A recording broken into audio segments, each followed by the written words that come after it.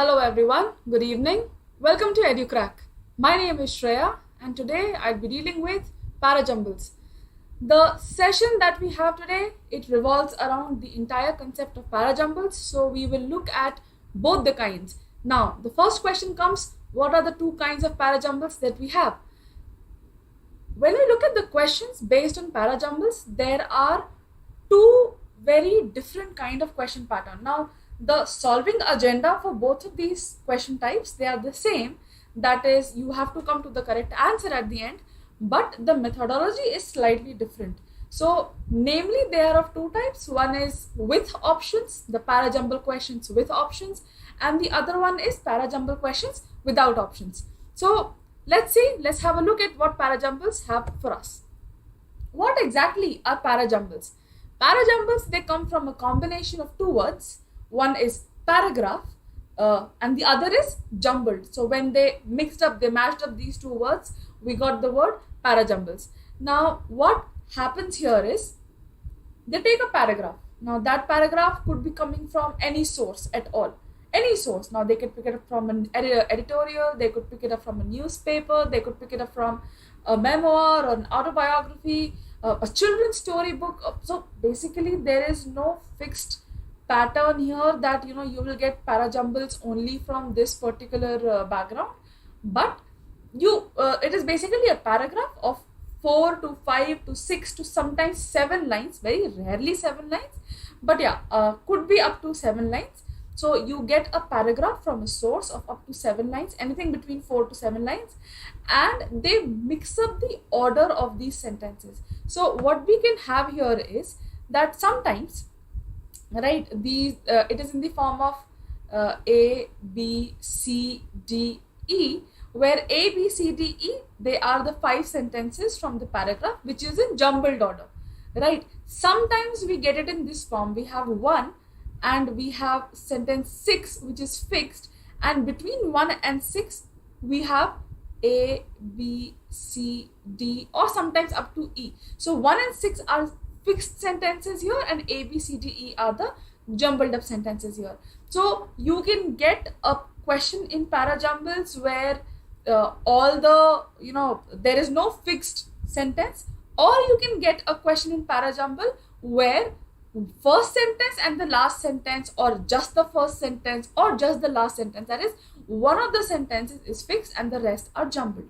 Now, generally when we have Parajumbles, you see in all the exams that we are looking at, all the MBA entrances, you take CAT, you take SNAP, you take NMAT, IIFT, ZAT, the MHCT, all these papers, they have Parajumble questions. It could be anything between 2 to 5 questions of Parajumbles in all these tests. The beauty is that it appears in all the tests. However, the pattern, the difficulty level may be different in all of these. For example, when we look at SNAP, NMAT, ZAT and MHCT, the Parajumbles that you get are with options. What do you mean by with options? So when you say with options, that means at the end of the question, you will get 4 to 5 options, which would be in the form of, let's say, B, C, D, A, E, or A, B, C, D, E, etc, etc, etc. So basically, they already have given you 4 or 5 options from which you have to choose the correct answer. That means your work becomes easier over here, right? Why does it become easier? If you look at 4 or 5 sentences, the number of combinations, that is going to be crazy. We are looking at more than 120 plus combinations over here. We cannot sit and identify all these combinations. So what do they test you here for? A, they test you here for your logic, right? Why logic? Because they want to see how logically you're able to connect these sentences. Secondly, and the most important here, is they want to test you for your reading skill. If your reading skill is not good, if your reading skills are not good, then you will not be able to solve Parajumbles, or if at all you are able to solve it, you will take a lot of time. So there are different methods of solving Parajumbles. We will be taking them one by one. Let's look at this question type, which says without option. Now when I say without option, this question type is majorly seen in CAT, right? they give you 4 to 5 sentences. Sometimes to increase the difficulty level, they may give you 6 to 7 sentences as well. But generally, the limitation is 4 to 5 sentences only. All right.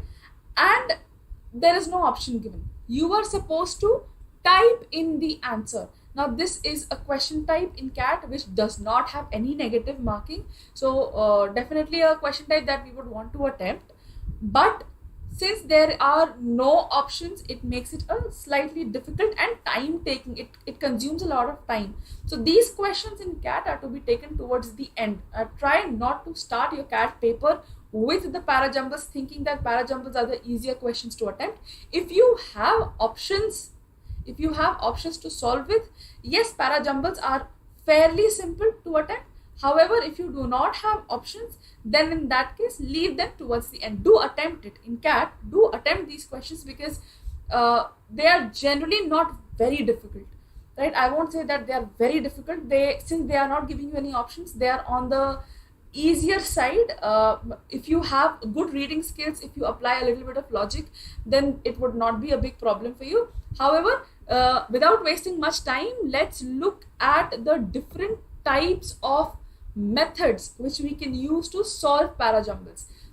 At the end of the entire agenda, the point that we have to understand is that we need to find the correct sequence. So when we say that we have to solve Parajumbles, the idea is to be able to identify the correct sequence from where the passage is coming in, whatever the author had in his or her mind before they started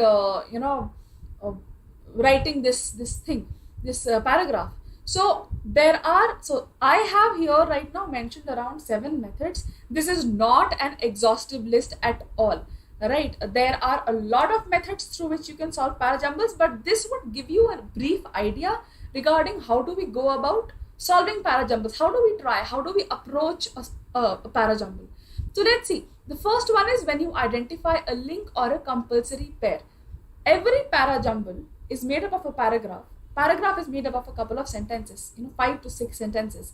Now, what happens here is that sometimes it is very evident that these 2 sentences will follow each other or will be together. Now, that is what we call as a compulsory pair or a link.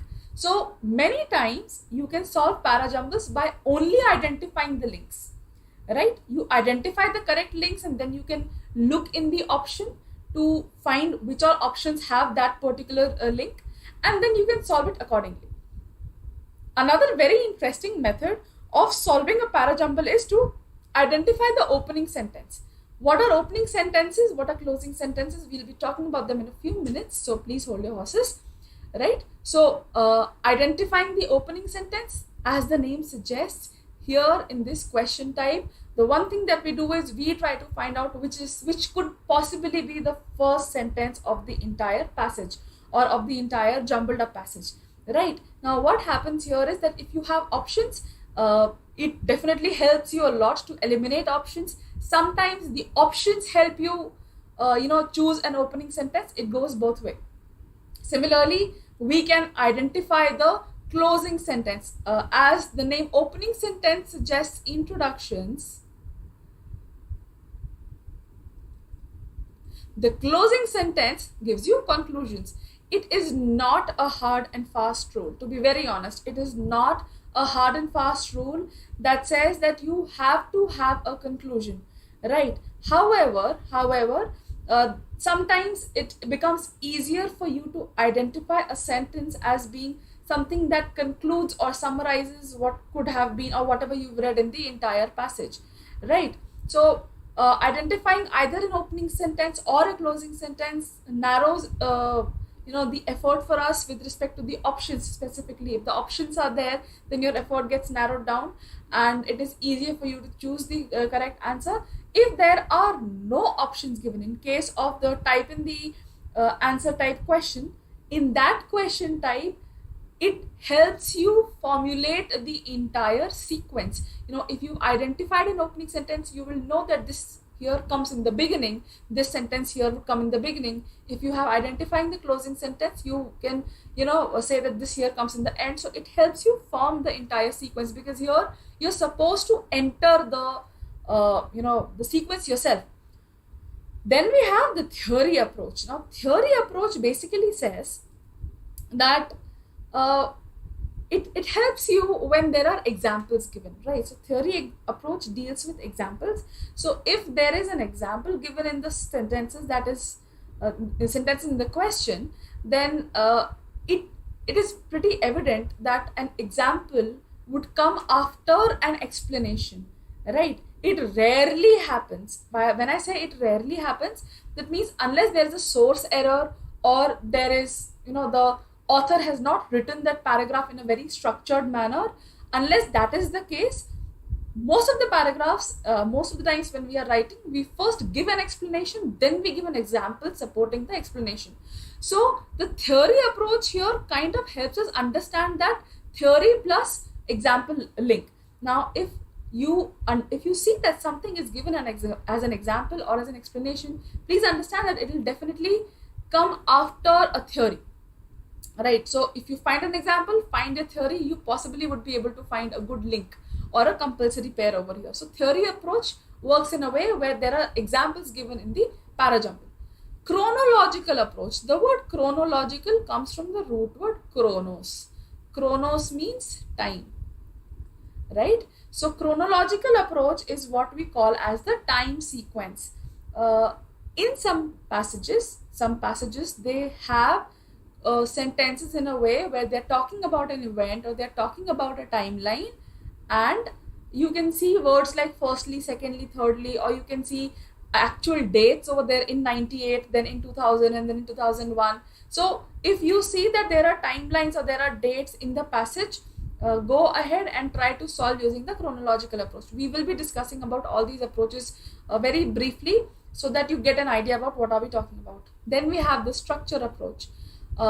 Works the best if the passage is really structured. The author of the passage has paid a lot of attention towards writing it in such a way that a structure is maintained. What do you mean by structure? Structure would generally mean that there is a proper introduction, and then there is a very clear-cut conclusion, and then there are good links in between. So there is a premise, then there is an explanation, and then there's an example. So there's a very good structure given to it, and when you read it, you are immediately able to identify that structure over there. And then we have the noun, pronoun, adjective approach. What is the noun, pronoun, adjective approach? It basically works on the correct usage of pronoun and adjective. So if you are aware of how pronouns and adjectives are used, actually this here also helps you eliminate options. This here helps you make good links. So let us look at these methods one by one. So the first method that we talked about was identifying the mandatory pair or link. So first thing that you can do here is you can identify the transition words. What are transition words? So for example, I say, it is raining, but I have an umbrella. So if I say something like this, it is raining is a fact that is given to you. I have an umbrella is a fact that is given to you. But here is something that helps me make a transition from it is raining to I have an umbrella. Right? It helps me, make that connect. If I just say it is raining, I have an umbrella, it comes out to be pretty abrupt. So transition words are those words that, which they reduce the abruptness. They give a flow to the thoughts. So words like also, again, as well as, besides, furthermore. There's a list of transition words. So transition words, they help you identify the mandatory pair. How? Generally, when we say however, or when I say as well as, or along with that, when I say along with that dash, or I say but I have an umbrella, this but is coming as a result of something, right? What is that something? I want to say that it is raining, but I have an umbrella. I want to bring a contradiction here. So if in a series of sentence it says it is raining but I have an umbrella, you can immediately understand that here is where the transition is happening. So that means these two sentences, they have to be linked somehow. right? And then once we have identified that link, we look at in the options. Similarly, we can identify the personal pronouns. Personal pronouns are he, she, their, it, you, etc. Now, how do identifying the personal pronouns help? Pronouns, they come as a result of a noun's presence, right? If I have used a noun in a sentence, then I would be using a pronoun to replace it in the subsequent sentences. So if you see that there is a pronoun in a sentence, the first thing that should come to your mind is that we now need to look for an antecedent, right? We now need to look for a noun antecedent. That means we now have to find a noun which would replace that pronoun. All right. So then we have identifying the demonstrative pronouns. So again, this, that, those, these are the demonstrative pronouns that we have. And these demonstrative pronouns also, they kind of help you to identify a link. So for example, I saw a blue bird. That bird was beautiful. So if I see these two sentences together, I can understand that that here is used for the bird, right? So we can form that mandatory pair. So identifying a mandatory pair is not very difficult. People tend to complicate it because what they try to do is they try to find a link in the ideas. It is not necessary that there will always be a link in ideas or that you will be able to identify that link in ideas. All right. So what happens here is that try to identify the mandatory pair using transition words, using personal pronouns, using demonstrative pronouns if you are not able to find an eideatic link. So if there is a link which you have understood because of the flow of thoughts or because of the ideas or because of whatever is the content of the sentence, it is fine. But in case you're not able to do that, try to identify the mandatory pair. Next thing that you can do is identify an opening sentence. But for that, we need to know what are the characteristics of an opening sentence. So characteristics of an opening sentence, it will introduce an idea. Now these here are introductions. Generally, they will tell you what the passage would be about. It is not necessary that the opening sentence would be at A. Once you read A, B, so there is A, B, C, D, E. Once you read A, B, C, D, E, you think that C is the place where the idea has been introduced. What do you mean by introduce an idea? It would be mentioned for the first time.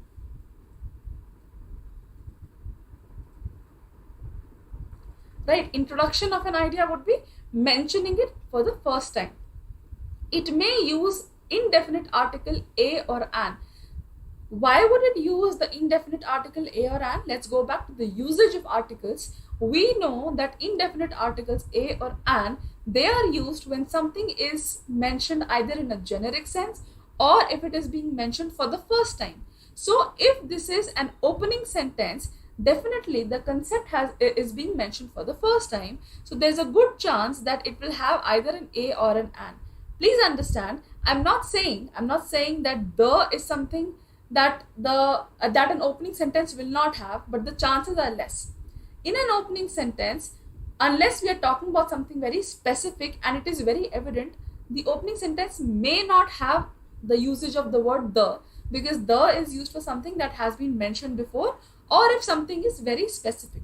So unless it is mentioned in the sentence in such a way that the description or the specification about that event is in the sentence itself, or if there is a source error where in the previous sentence there was a mention of something and for the first sentence that the question maker picked has a the, unless there's a problem of that sort, an opening sentence may not have the. I'm not saying that it will never have the, but I'm saying it may not have the.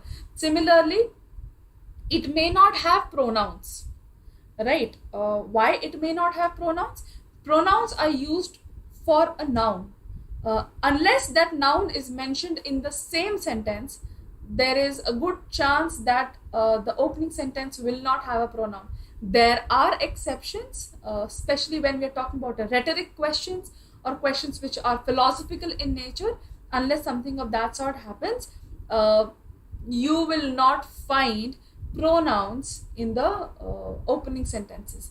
This is a standalone sentence. Sometimes these sentences can just stand alone. Basically, since they are an introduction, they could be a definition. Definitions are also a part of opening sentences, or at least in the opening pair. If not opening sentences, then in the opening pair, if there's a definition in the passage, you may find it in the opening sentence or in the opening pair.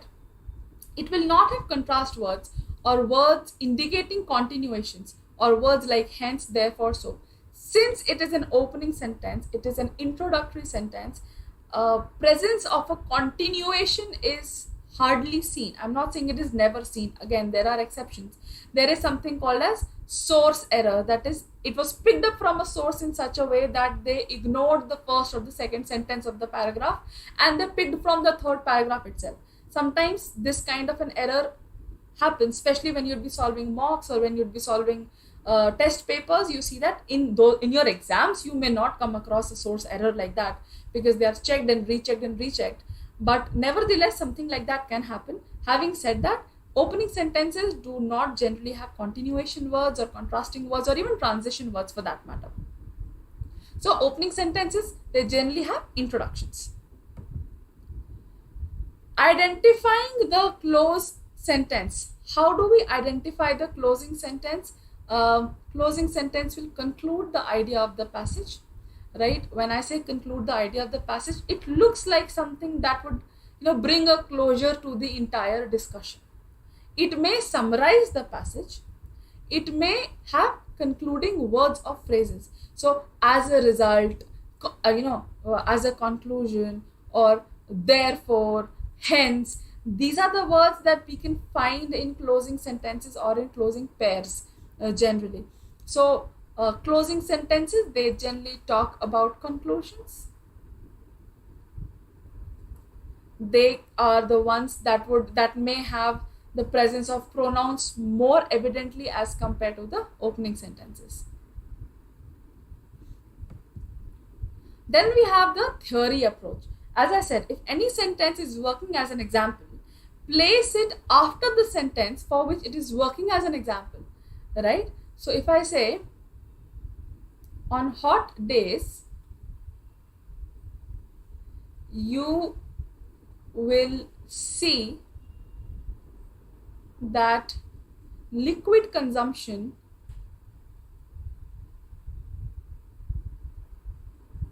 is more. For example, sale of lime soda increases 10 times on a hot day.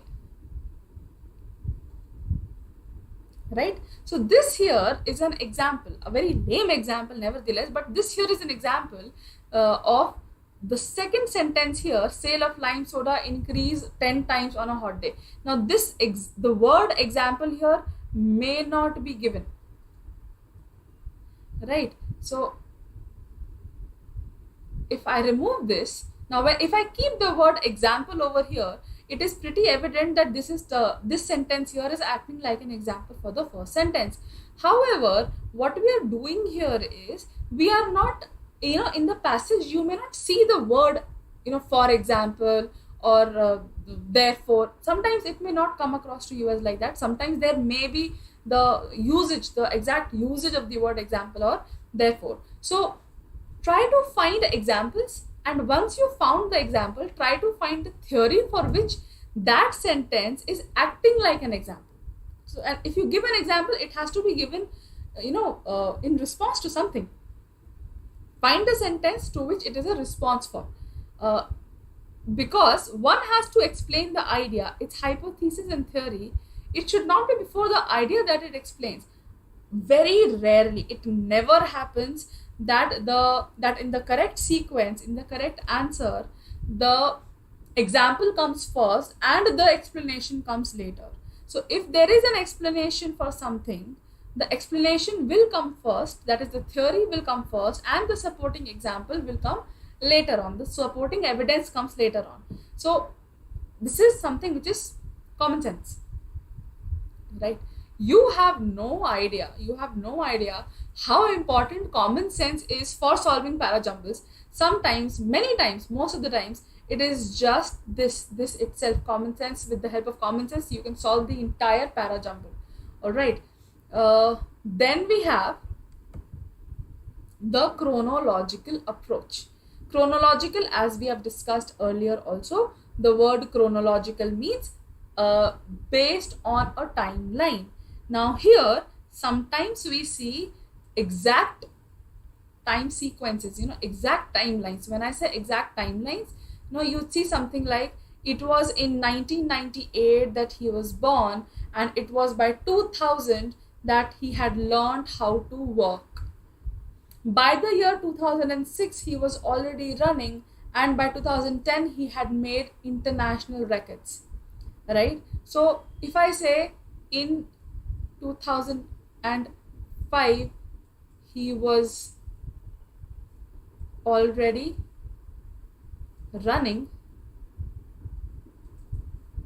In 1998, he was born. This is sentence A, this is sentence B, then we have sentence C. By 2006, he had made international records, and D would be by 2000 he was walking. So in an example like this, you see that the first, logically the first sentence should be from 1998. So which sentence is 1998? B. Then after 1998 we have 2000. So D. Then after that we have 2005, that is A. Then we have sentence C, which has 2006. So B, D, A, C. What I have done here is I have just looked at the years, right? And I have come with an option that says B, D, A, C. So when you come across a question type which has chronology in it, that is dates and years in it, in that case, what we can do is we can first very roughly segregate, or we can give a structure to it, that which year comes first, then which year comes later, and then which year comes later. Don't use BDAC as the correct answer immediately. I'm not saying that this is the correct sequence. All I'm saying is that on the basis of chronology, this is a possible sequence. Then we read the sentences in this order, right? We say in 1998 he was born, by 2000 he was walking, by 2005 he was already running, and by 2006 he had made international records. When I read it in this format, you understand that this is a probable correct sequence, right? And if BDAC is there in the options that are given to you, your answer is correct. Sometimes they may change some events, or they may write it in such a manner where a later year comes in in a previous sentence, and prior year comes in a later sentence. That is the reason why we do not immediately go with BDAC as an option, right? So if we go with BDAC directly as an option, then there is a problem. The problem is that we have not yet read the sentences properly. We have not yet understood the links properly. We have not yet understood the flow of the events. BDAC here is just giving us a brief idea about how the years or how the dates are being used. If after solving it still falls in the same category, then it is the correct answer. It helps you give a structure. All right. Now here, one thing that I think this is something that I should have taken before, as in how do we approach a parajumble? So, when we come to the examples, I'll take about it as well. I just realized that we haven't really talked about how do I, when I see a parajumble question, how do I go with it the first time? But we'll talk about it. The next thing that we have is a structure approach. So what is the structure of a paragraph? When we write essays, or every time you've been taught how to write an essay or anything of that sort, every time there is a literary work, we talk about the structure. Right? What is the structure of the passage? What is the structure of the passage? Structure means that the thoughts are very well aligned, right? if you're able to understand the alignment of the entire paragraph, that is where we use the structure approach. So what do? We link the sentences logically, that is, see what is the role played by a specific sentence. Now in the structure approach itself, we will identify the opening sentence, we will identify the closing sentence, we will identify the mandatory links,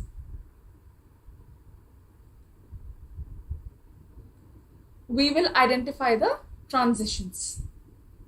And then after having identified all of this, we would find either our options or we would make a sequence. So structured approach is generally really very often used in CAT. This is one approach that we really use a lot in CAT because there are no options given to us. Structured approach helps us a lot when there are no options. So coming to the point where how do we use the structured approach? The first thing that you need to do is you need to read all the sentences, right? It is very easy to get deviated. When I say deviated, that basically means the moment I read the first sentence, I start trying to find a place for it in the entire passage. Now we don't need to do that. Firstly, have some patience, right? Have some patience with respect to Parajumbles. You have to treat these questions with respect. Read all the sentences carefully and take your time. Take your time reading. When I say take your time reading, that doesn't mean that you take all good 5, 10, 20 minutes to read the question. When I say take your time reading, that means read each sentence properly. Reading each sentence properly helps you, formulate a structure in the back of your mind. So read sentence 1, 2, 3, 4, 5, and then try to see which role is played by which sentence. Is it a premise? What is a premise? A premise is basically the main point, right? Premise is the main point or the facts that are given in the sentence. Is it a conclusion? Conclusion is the summary. Which sentence is acting like a supporting sentence? Which sentence is acting like an example? Which sentences deal with continuation? And then once you're done with it, try to give a structure to it. Generally the premise or the opening sentences, they come towards the top. The closing sentences, the examples, they come towards the bottom. And that is how we use the structured approach. It helps you a lot. The structured approach, they help you a lot, especially when you do not have options, right? So if I read a paragraph, and when we start solving the paragraphs, you'll see what I'm talking about. But when we read a paragraph or when we read a question and we understand that this could probably be an introduction, then writing it somewhere definitely helps. And that is how it will give you a structured approach. Once we are done with this, let's look at the noun, pronoun, adjective approach. Now, as we know already, we have already discussed about this, that a pronoun comes after a noun, right? Unless we're talking about indefinite pronouns, they do not need a noun antecedent. But most of the times, the personal pronouns or even the reflexive or the emphatic pronouns, they come as a result of a noun being present. So, if there are pronouns present in a sentence, right? If there are pronouns present in a sentence, identify the noun that it is coming for. So identify the noun antecedent. Once you've identified the noun antecedent, I'm not saying it is always a rule, but it is seen in most of the cases that the noun will come before the pronoun. So that would give you a link, right? Generally, you will see that the introductory sentences have the nouns. So, the first sentence will have a noun. Sometimes the second sentence may have a noun. And then from the subsequent sentences, if you're still talking about the same thing, you will see that there's a usage of pronouns. All right. So, when we have a lot of pronouns present in a passage or in those sentences, when we have a lot of pronouns, identifying nouns will help you, find at least a compulsory pair or will help you find a structure. Sometimes in certain cases, where the ideas of the author was pretty jumbled up or maybe he was trying to give you a confusing passage, you'd see that in the first sentence, you'll have a noun and then you'll have a pronoun. And then there may not be any noun or pronoun. And then in the third sentence, there's a noun and then there's a pronoun, right?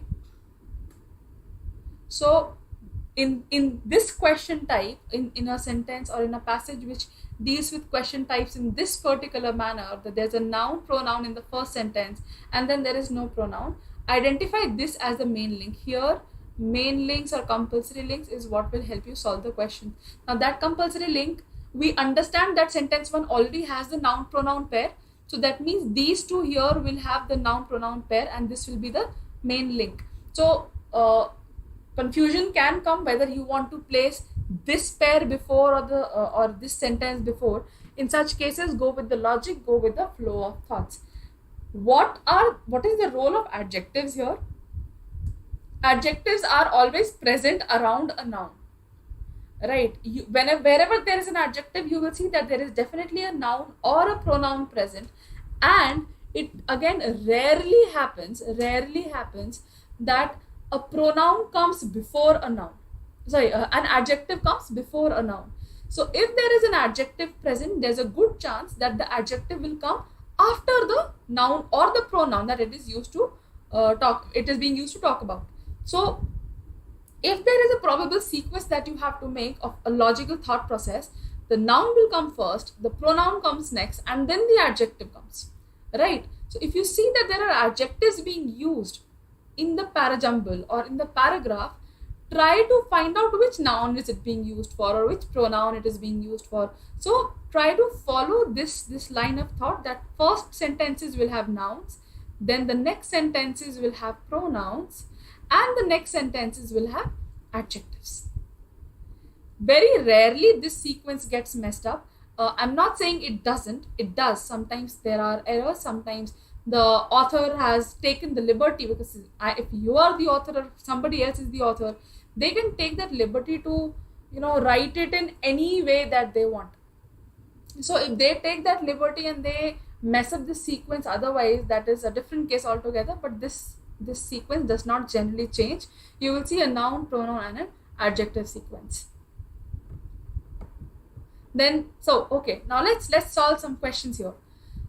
As we have talked about earlier, what we are going to do is we will first read all the sentences. We are not going to look at the options. We are definitely not going to look at the answer that I've already mentioned there.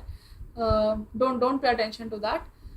First thing that we are going to do is we will read all the sentences without thinking about anything else. So let's say, on Monday, the Secretary of State is due to hold. Now we will mark certain key points, all right, that will help us establish the sequence later on.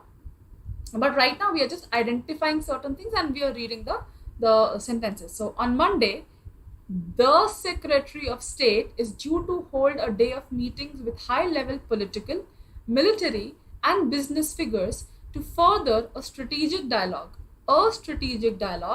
aimed at further expansion of the US trade in India.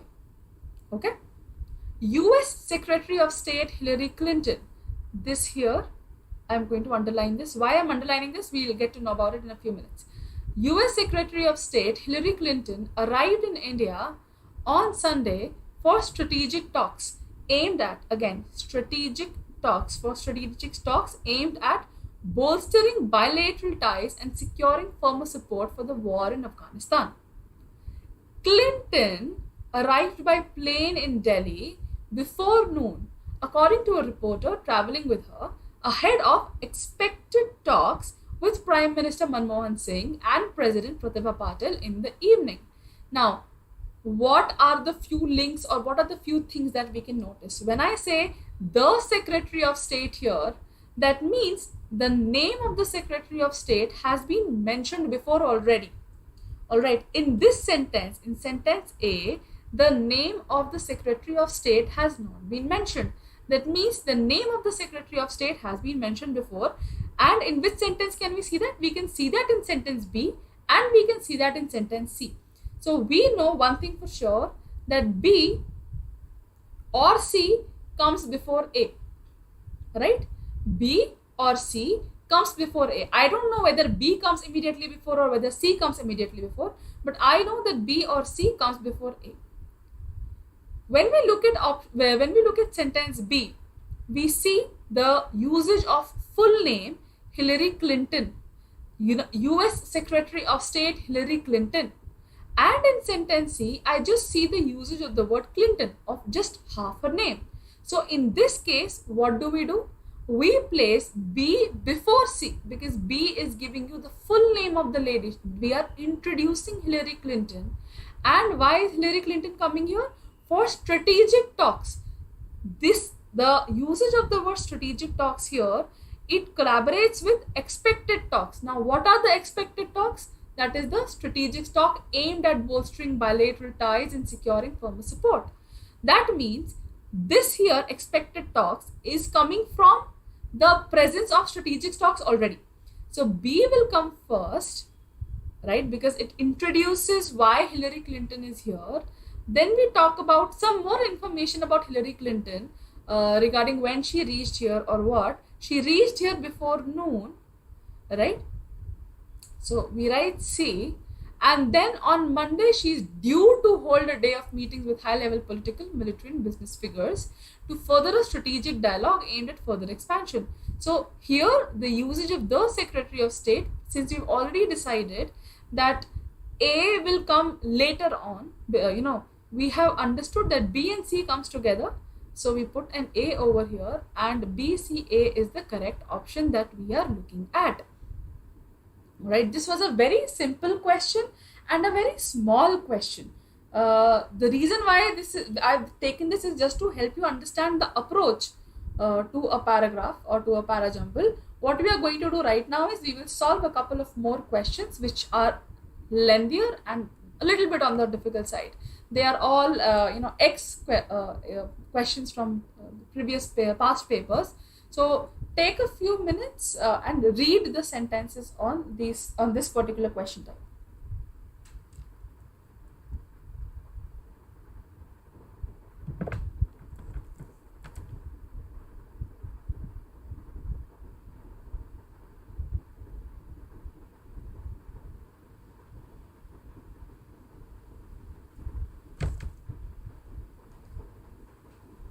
Well, I have just seen the responses of the people. Thank you so much for attending this session. Hello everyone. Hi Pranamika. Hi Ankush. Hi Ashish. Ashish says, ma'am, please also discuss the case when opening sentence is a bit vague, deriving its meaning from the sentence before it. In this example here, we'll get an exact idea of what Ashish's question is here. And all right, thank you so much, sir. Thank you so much. I hope you people have read this question because I'm just going to start discussing it.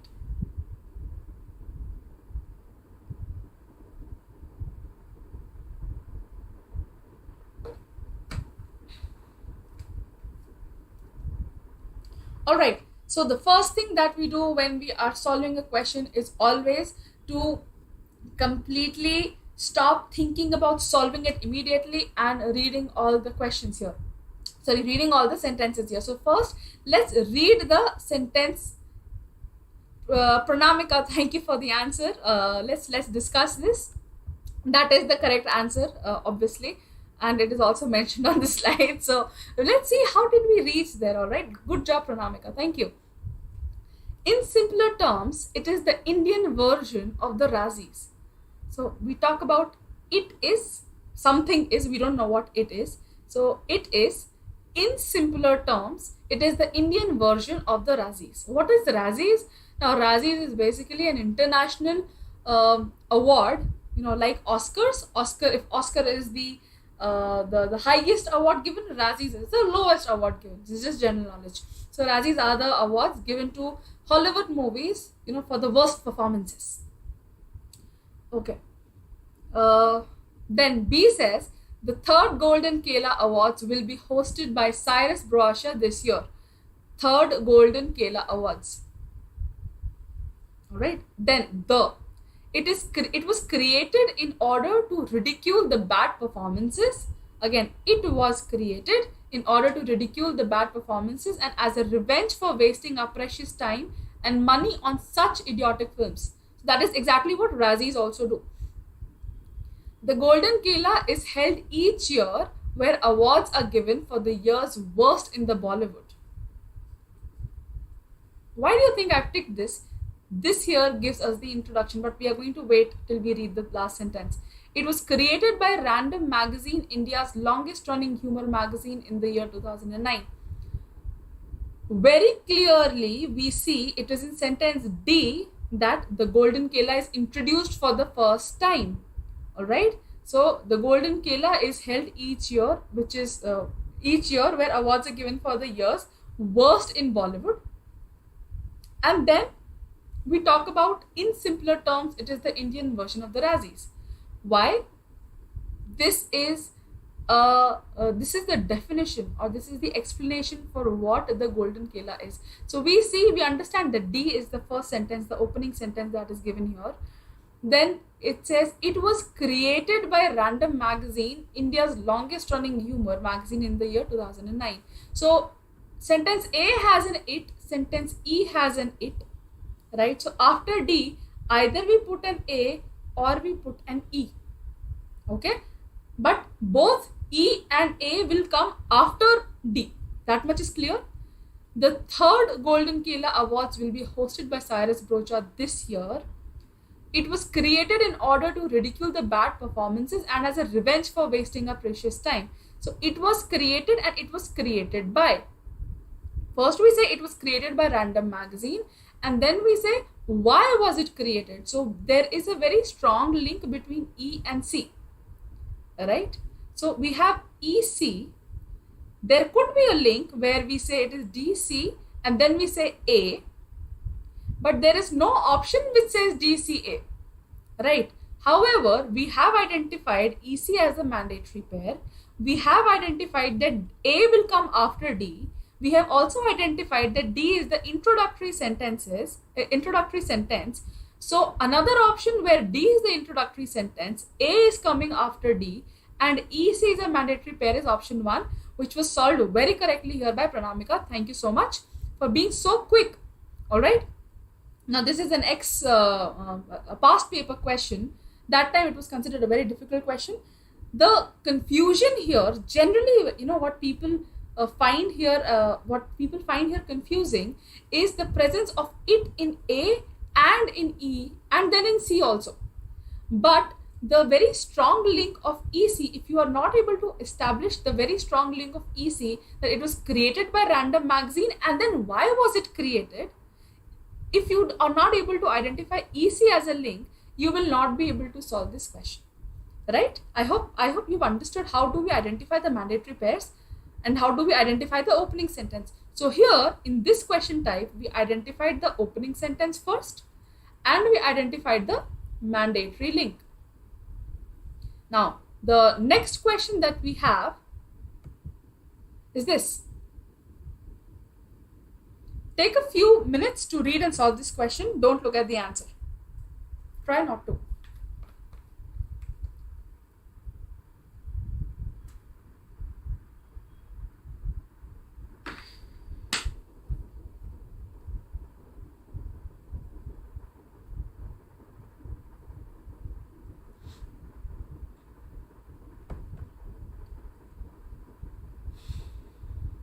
Now, let's start reading the sentences. While I'm sure you have got a little head start before me. So let me start reading the sentences here.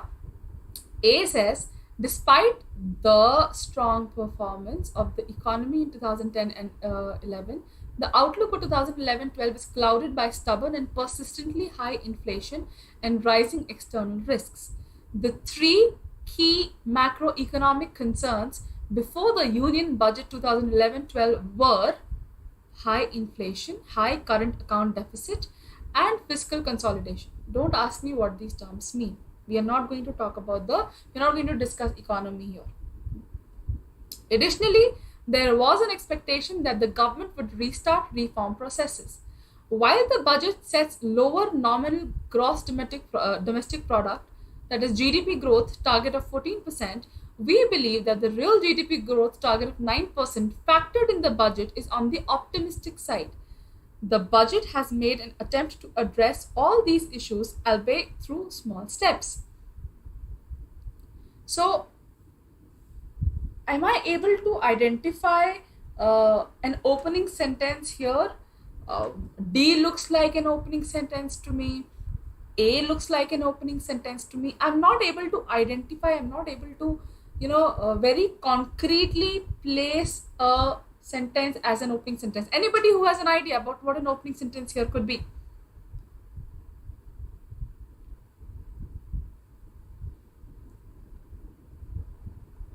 So we skip the part where we are talking about an opening sentence. Let's look at some other format or some other method to solve this. I see that in sentence E, they're talking about an attempt to address all these issues. If I say all these issues, this is where the pronoun comes in, right? These is a pronoun, right? So all these issues, what are the issues that they're talking about? The issues that they're talking about is mentioned in sentence B and sentence C. What are the issues in sentence B? High inflation, high current account deficit, and fiscal consolidation. Additionally, there was an expectation that the government would restart the reform process. So these are the issues that they have. All right. Very correct, Pranamika. Why we will go with option B here is because this here introduces the issues. So introduction of issues is here in sentence B. This gives the idea of how or what the passage would be about. So the passage is about the issues. So we see B, C, and E. Very correct. Also, we eliminate D because of the word while, right? And we eliminate A as an opening sentence because of the use of the word despite. These are continuation sentences, continuation words. We try not to use it. So we have a very strong link of B, C, and E. And then we look at the options. We see that in option 1, B, C, E is present. In none of the other options, B, C is present. And we have identified that B, C, E is the mandatory link, right? So we have identified BCE as the mandatory link. We have eliminated option A as an opening sentence because of despite. So option 4 is ruled out. We have eliminated option 3 because D cannot be used as an opening sentence. So we remove option 3. I am left with either option 2 or option 1. We look at option C. It says additionally. Additionally is a continuation word, which would come as a continuation, as a result of continuation to something. So C is not an opening sentence. So we are left with option 1. So there are two different methods by which I can solve this question type, right? Elimination of options actually help us a lot. The reason for elimination of options is if you get stuck between two options, right, that means there's a confusion in the logic that you've applied to solve the question type. Elimination of options definitely help us to reduce our own confusion. Sometimes, in exams where you have these options available and you are absolutely not able to find a sequence or find a link, these options in the elimination of options can help you a lot to find the correct answer. Because yes, there are 5 sentences, yes, there are over 200 combinations that we are looking at, but these are the only 4 possible answers. So if you are not able to find any answer and if you have time, use options to solve only if you have a lot of time with you, or you can use it for elimination. But there is a method where we use only options. We take B, C, E, A, D, we put the sequence in that, we see if it makes sense. Some people do that in the very beginning of your Parajumble solving. If you want to use that method, it's okay, but it is very time consuming. So try not to focus a lot on options. Use options in a way where it is logical. Once you've read all the sentences, once you found the mandatory link, then use these mandatory links and the opening sentences and closing sentences to eliminate the option, and then recheck. Always revise your sequence. So how do we revise it? We put it in the answer that we have found. We say the 3 key macroeconomic concerns before Union Budget 2011-12 were high inflation, high current account deficit, and fiscal consolidation. Additionally, there was an expectation that the government would restart the reform process. The budget has made an attempt to address all these issues, albeit through small steps. Despite the strong performance of economy 2010-11, outlook for 2011-12 is clouded by stubborn and persistently high inflation and raising external risks, while the budget sets a lower nominal gross domestic product. Now you see how sentence A and D, with the help of these two sentences, there's absolutely nothing that you can do. You can place these sentences anywhere. So BCE is the way to go, finding the mandatory link and then finding the opening sentence. Now here there is no option given to you. Take a few minutes to read this, try to solve it. This looks a little complicated, but trust me, it is very easy. So take a few minutes. This is the question type that you'd come in CAT. This is an ExCAT question, right? There are no options here. You have to give me the correct sequence. So take a few minutes and give me the correct sequence.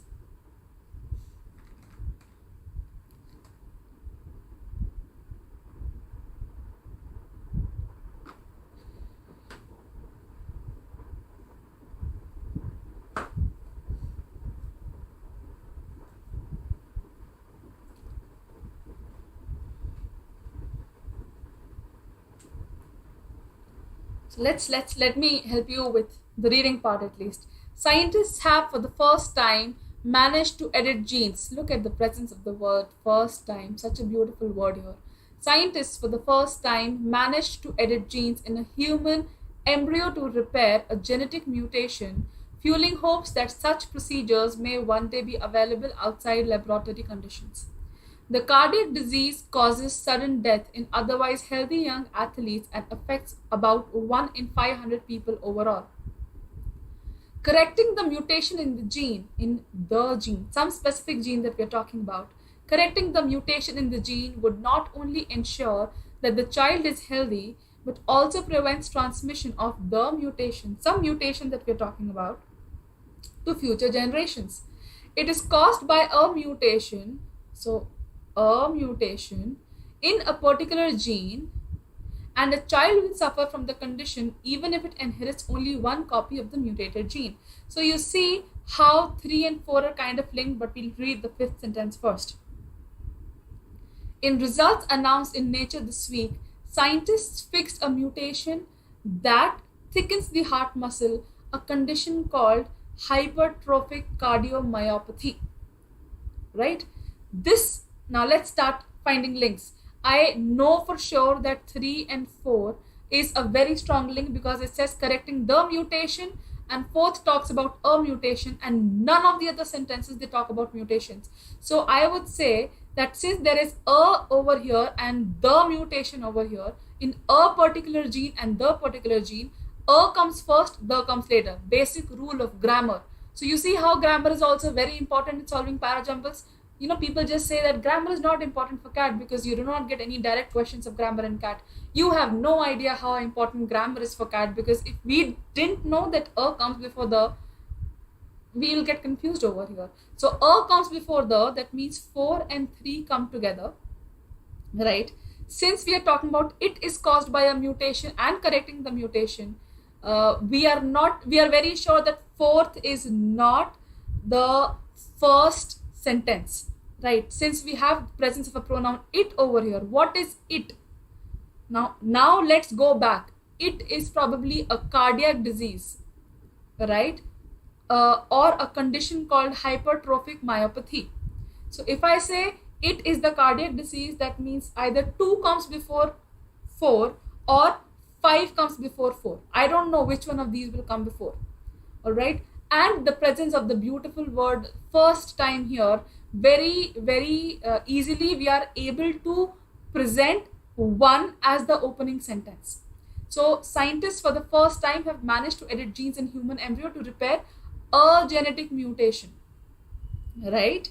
Now when I say a genetic mutation, what is that genetic mutation? The genetic mutation mentioned in sentence 1 has been explained in sentence 5, which is fixed a mutation. Scientists fixed a mutation that thickens the heart muscle. Since we are talking about it the first time here, sentence 1 goes as the opening sentence, and explanation of what is mentioned in sentence 1 goes in sentence 5. So 1 and 5 is a very strong pair. 4 and 3 is a strong pair. We know that 2 will come before 4 and 3. So the logical sequence here would be 1, 5, 2, 4, 3. Right? Any doubts here?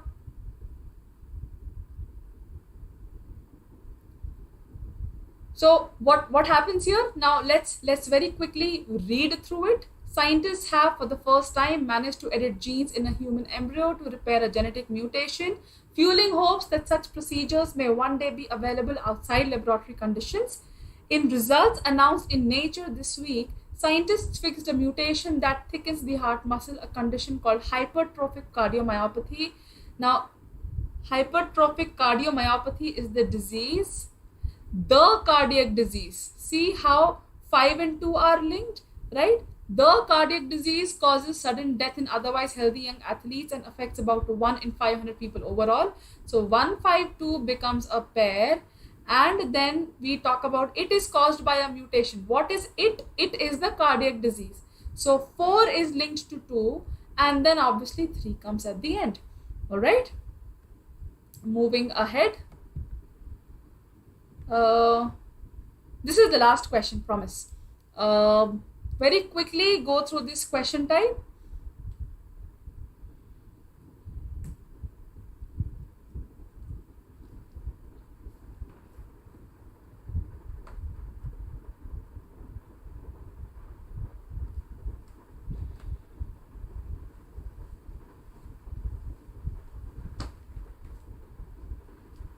So the process of handing down implies not a passive transfer, but some contestation in defining what exactly is to be handed down.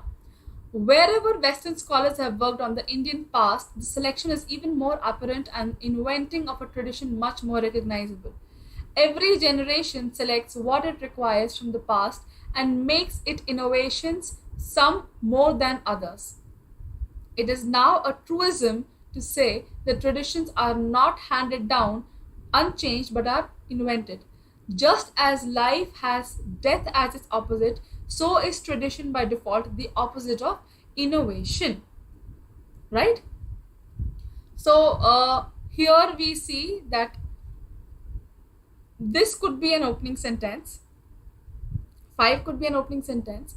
Here it talks about the process of handing down implies not a passive transfer but some contestation in defining what exactly is to be handed down. So what is handed down? We are talking about the traditions here, right? So traditions are the one which are being handed down. Traditions are not handed down unchanged but are invented. So 4 and 1, they talk about handing down of the traditions. So 4 and 1 is a link. Then we see every generation selects what it requires from the past, but some contestation in defining what exactly is to be handed down.